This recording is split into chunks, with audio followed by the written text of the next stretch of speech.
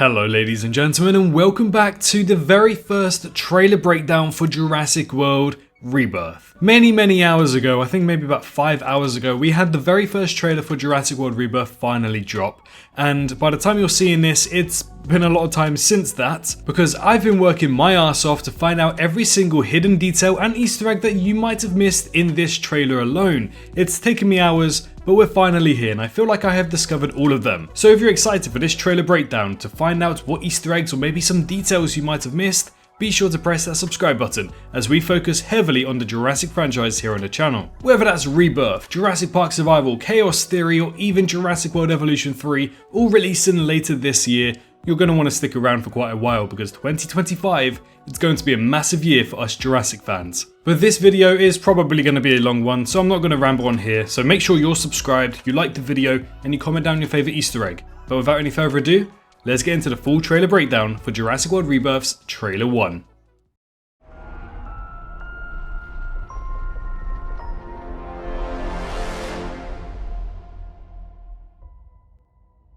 The trailer opens up with an iconic screenshot that we received just yesterday featuring a museum taking down its Tyrannosaurus Rex exhibit due to the lack of interest from the public in dinosaurs in the year 2028.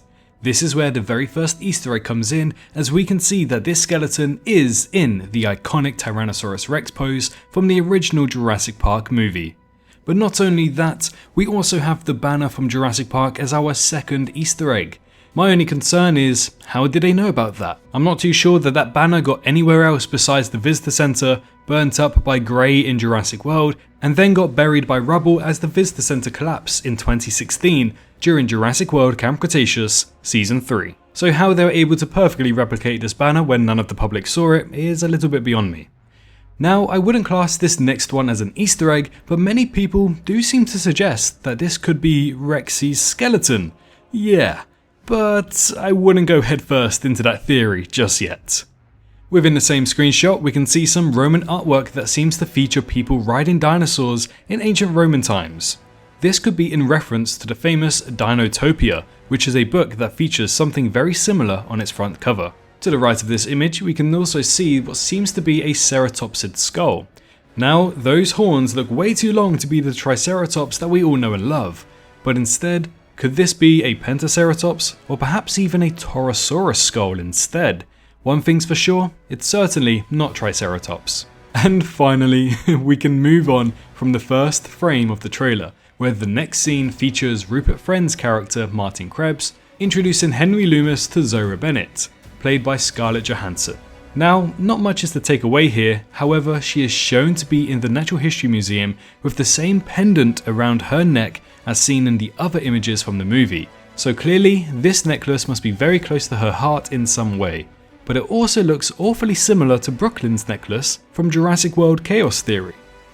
Martin and Henry are both revealed in the next couple of shots where the trailer finally cuts to the chase and reveals Zora in the long grass. The colour gradient is absolutely incredible in this shot, where we get to see her eyeballing our very first species reveal of the trailer, the Titanosaurus. This is one of the largest creatures to have ever walked the earth, and in this shot we can see exactly that. It's interesting to note that it matches what the leaks described it as, having some fins running down its neck, but that tail, that's a really long tail. Some sauropods are proven to have long tails as a defense mechanism, such as the Diplodocus, using it as a whip. It's clear to see that the movement of the tail that is shown in this shot implies that they have actually studied this species very well and its behaviour. It's worth noting that this is a very new species to the franchise as well, as it has never been seen before. After that beautiful shot, we cut to a flying reptile soaring in between cliff sides, with a dull, murky fog in the area. As to what this creature could be, I am unsure, as it seems rather too small to be a Quetzalcoatlus, but this shot resembles that Pteranodon attack in Jurassic Park 3, a nice little nod to that iconic moment. While all of this is going on, Krebs mentions about a scientific breakthrough that requires DNA of the world's largest dinosaurs on the planet. We know those to be the Mosasaurus, Titanosaurus, and Quetzalcoatlus. So technically only one dinosaur, one marine reptile, and one avian species. But he goes on to say that these species exist in one isolated place. this new island on the equator. This is our very first major detail about the movie and the whole purpose of it. But once we return back to the museum, more skeletons are on display here. One is what looks to be an Apatosaurus skeleton, a sauropod that's featured very heavily in the Jurassic World movies, but to the right we see a little nifty dromaeosaurid. As to what this might be, it seems likely it could be a velociraptor, but that's merely based off this blurry sign which seems to show a dinosaur of similar size to the velociraptor, and the name even looks to match. But that skeleton, it just looks different. There's something about it. Maybe it's Deinonychus. A comical exchange is given between Henry and Zora, but we finally get to see that Ceratopsis skull better in the background, and it looks to belong to the Torosaurus instead. Just like what they did for Jurassic World Dominion, the Universal logo has been changed to feature the visuals of the new logo for Jurassic. This one is by far the best of the bunch in my opinion, and it really stands out. It looks amazing. But after that, we're dropped suddenly into South America, and more specifically Suriname, where we see a seaplane landing in while a boat gets lined to the dock. It's not until the next shot we get to see something that's really nice attention to detail. Parbo beer. This beer is featured in the corner of the screen, and this brand is actually a local brand that's brewed in Suriname. This makes the scene just a little bit more immersive. The Surinamese dollar is also seen on the table in stacks of 50s and 500s. Now, hold your horses, the exchange rate for the currency is actually very poor. 0.028 Surinamese dollars equates to about $1. So, seeing all of those 500s isn't as impressive, but one $500 note is almost $15, so there's still a lot up for stake. Duncan Kincaid, played by Mahershala Ali, is revealed as Martin questions Zora's choice after seeing him gambling. But Zora knows Duncan very well as they're best friends. But that's not the detail. In the background of this shot with Zora, we can see a set of fossilized megalodon teeth, introducing and confirming that this species does indeed live in this universe at some point in time. After this, we see a high-tech boat being used, which actually better fits within the time jump to the year of 2028 that Jurassic World Rebirth takes place in. But within this same scene, Duncan also confirms that they're heading towards Barbados, which gives us a better indication of where this new uncharted island could be in this world. Not quite the equator, but we'll have to see how they explain that.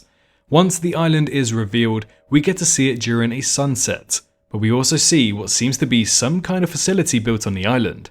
It seems left to rot, run down, and we already know it's decades old. This is further aided as we see the Danger 10,000 volts sign that was also featured in the original Jurassic Park movie. As we start to hear more dialogue throughout the trailer, Duncan also mentions that they are avoiding government patrol, which indicates that this mission isn't exactly on legal grounds. Furthermore, Duncan is shown to have a pink floral shirt, mimicking Dennis Nedry's iconic outfit from the first Jurassic Park movie.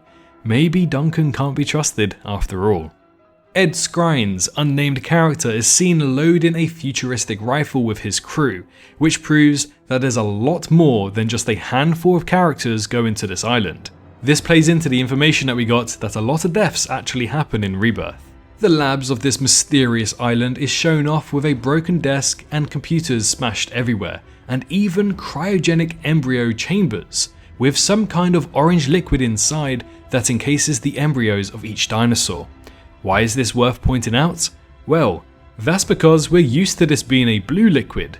The only other time that this happened in the franchise was back in Jurassic World Chaos Theory Season 2 with Dr. Saar. Another shot of Duncan features a blurry background, but we can still make out the InGen logo as well as it saying that this is indeed a laboratory. And then we get to see a dinosaur encased in this orange liquid. But what dinosaur is this? It's certainly a dromaeosaurid. Our minds instantly go to Velociraptor, but it also looks very similar to the Atrociraptors from Jurassic World Dominion. But since we know that those species were the only ones ever made and were more of a recent creation, this should most likely be a Velociraptor that was left behind. Better yet, we can also see that this Velociraptor also seems to have not one, but two heads. further digging deeper into the accidental mistakes of these dinosaurs. While the scenes continue to go on, we hear Zora confirm that this island was the research facility of the original Jurassic Park. Now, while this does sound really cool, it can be very canon breaking. This could even be a retcon, as we know that Sauna was actually the research facility for the original Jurassic Park. This was confirmed in Jurassic World Dominion and external canonical media such as the Masrani and Jurassic World websites. So we may be looking at a very big retcon here. Henry Loomis is seen inspecting the cryochamber up close with curiosity that matches Amanda Kirby's in Jurassic Park 3 before she was suddenly attacked by the Velociraptor. Straight after this, we get more cinematic shots of Zora piecing together her gun before we see Bashir Sylvain's character revealed in the long grass for the very first time. We originally thought that they were actually looking up towards a Titanosaurus, but now we have it revealed that they were actually looking up towards the flying creatures, suspected to be Quetzalcoatlus. Now, the trailer moves on as we see an iconic waterfall in the background and Zora scaling down the side of the cliff. But Loomis jokes around to say that the Quetzalcoatlus is the size of an F-16 and mentions this creature as carnivorous. Once more, this seems to be yet another retcon as the Quetzalcoatluses seen in Jurassic World Dominion are much larger than an F-16 and confirmed to be pescatarians and not carnivorous. So, unless he had time to study these new variants as a paleontologist, I'm not sure what else he could be basing his knowledge off besides the already paleo-accurate, in this universe, specimens that appear in Jurassic World Dominion. They look exactly the same in modern day as they did in the Cretaceous era, confirming that they are 100% paleo-accurate. Obviously not in our world, but in their world they are. So that just confuses me even more. Zora and Henry scale down into an old Mayan ruin where we see the head statue of a Kukulkan, a flying god and beast of the skies named Quetzalcoatl from ancient Aztec civilization. This fact makes it even more fitting of a place for the Quetzalcoatlus to have its nest.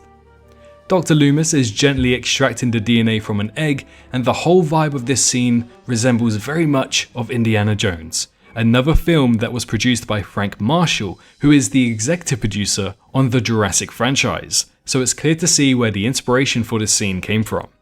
And then we get the model of the Quetzalcoatlus finally revealed. It's obviously a new variant, as this guy is not paleo-accurate within this universe, and seems likely to be one of the first ever made, but it's a lot smaller than the one we see in Dominion. It has a new design, and some great colorization with blues running down its neck. But then the Quetz flies into the cavern and accidentally pulls Henry out from the structure as his grapple wire gets tangled on the creature. Zora then tries to save him from falling to his death. Now, I may be looking into this just a bit too much here, but it seems like that this actually counters the scene in Avengers Endgame where Scarlett Johansson's character, the Black Widow, falls to her death after she saves Hawkeye. The tropical coastline of the island is shown off just before we get down to business and enter the more horror elements of this movie. Duncan uses the flare in an iconic move by the character, trying to get the attention of a dinosaur, very similar to what happened in the original Jurassic Park. But then the voiceover confirms that these dinosaurs on this island were too dangerous for the original park. Once again, this seems to be a retcon, as we know the first dinosaurs ever made were not dangerous. In fact, some of them were small herbivores like Microceratops, and they were also bred on Isla Sorna. This comes from the Lost World Jurassic Park and Jurassic World Dominion and the Masrani file leak of DPG and the Masrani website, and I also think maybe it was in the Jurassic World website as well. All of these are canon to this timeline, so either someone is lying or the writers of this movie did not do their research on the franchise up to date. There's an evacuation happening on the platoon as we see people entering a vessel of some kind behind Zora with flashing beacons. This seems to be towards the end of the movie as Zora is covered in mud and seems to be in fear, presumably looking towards Duncan, who has led the horrible mutant dinosaur away from everybody else. I have a feeling that maybe Duncan might not survive this. David Iacono's character, who remains unnamed, appears for the very first time in the trailer, pleading with Henry for whatever is in front of them to not be a velociraptor. But of course, it is. And wow, while we didn't get to see the sickle claw tap the ground like usual, we do get to see a similar camera angle as seen in the original Jurassic Park movie, just underneath the cabinet. But what you might also notice is that this Velociraptor is also white. We haven't seen a white Velociraptor since Jurassic Park 3, only a white Atrociraptor. Then we finally arrive back to the platoon, where things start to get a bit different. The first we see of this mutant dinosaur in the movie shows this monstrous sized creature stepping out from the fog with its massive claws. It's incredible how just a few frames before this, no one heard this creature moving in the foliage until it steps on the dock. And no, this is not a hybrid dinosaur, but instead it's a mutant dinosaur, something that is actually new to the franchise. I knew we were going to be getting one, I just wasn't expecting it to be this large. To me, it resembles that creature from the movie Cloverfield. The family who get stranded on this island are finally revealed, and it seems like they'll be coming face to face with this mutant dinosaur too.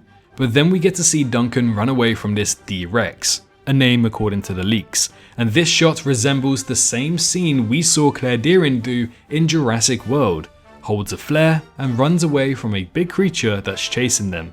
Both very similar scenes. This is also our very first reveal of this horrible creature, and I'll get to the point. It's ugly, but not a good ugly like the Scorpius Rex was. This thing just does not fit the lore of Jurassic, nor the aesthetics of the franchise either.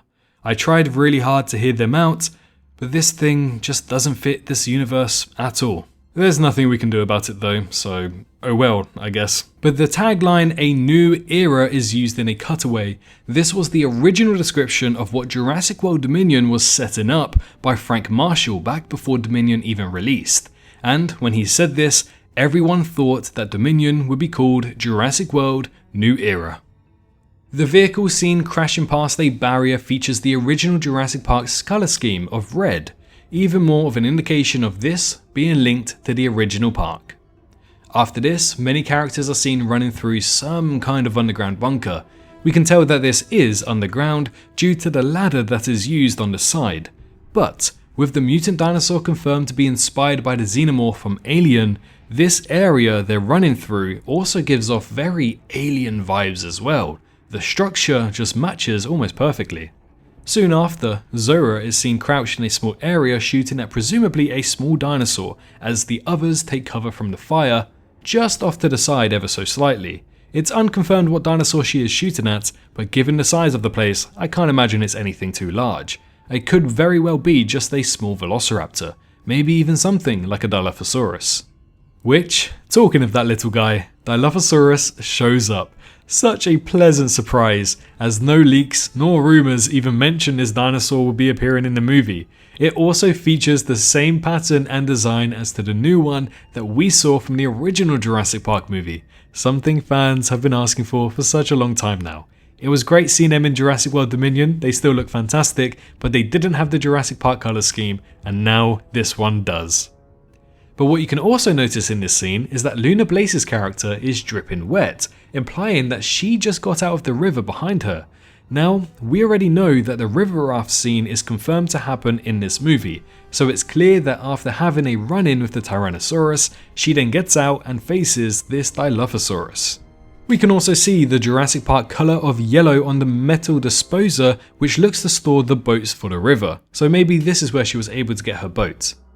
Then we return back to this horrible looking mutant thing that's locked up in a chamber and about to eat someone else.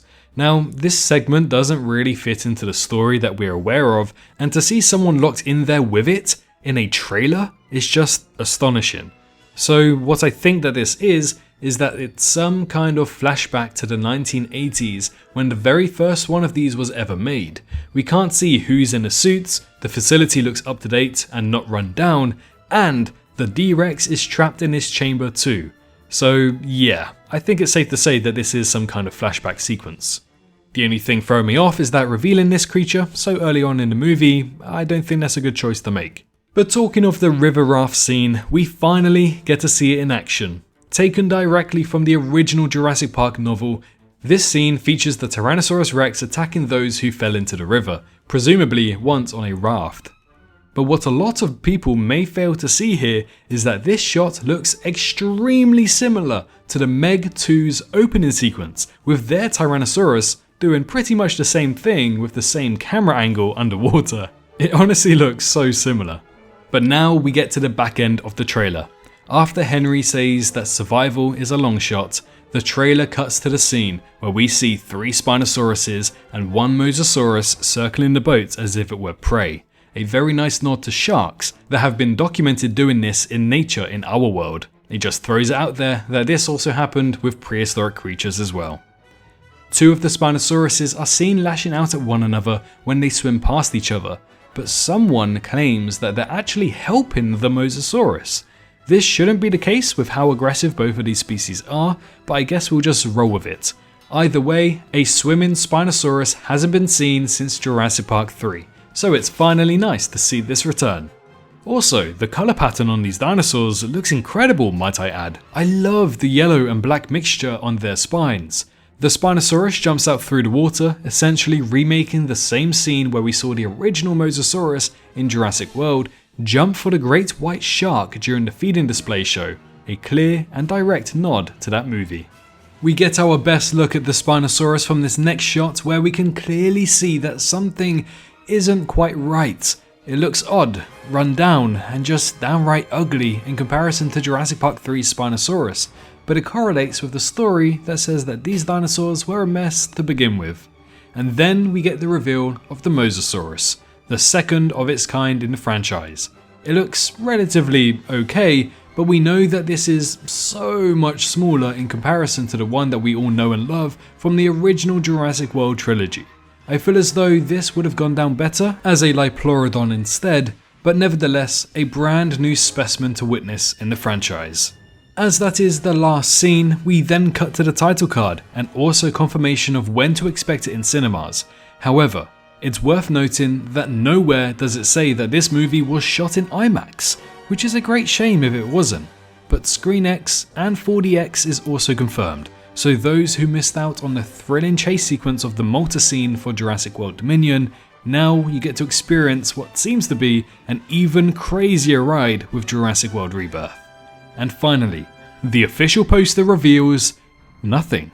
The only thing that we can take from it is that Duncan may have a bigger role in the movie than Henry. The way the actors are listed on the poster suggests that, as typically it's in rank of the most importance throughout the movie. And as we can see, Jonathan Bailey is beneath both of them.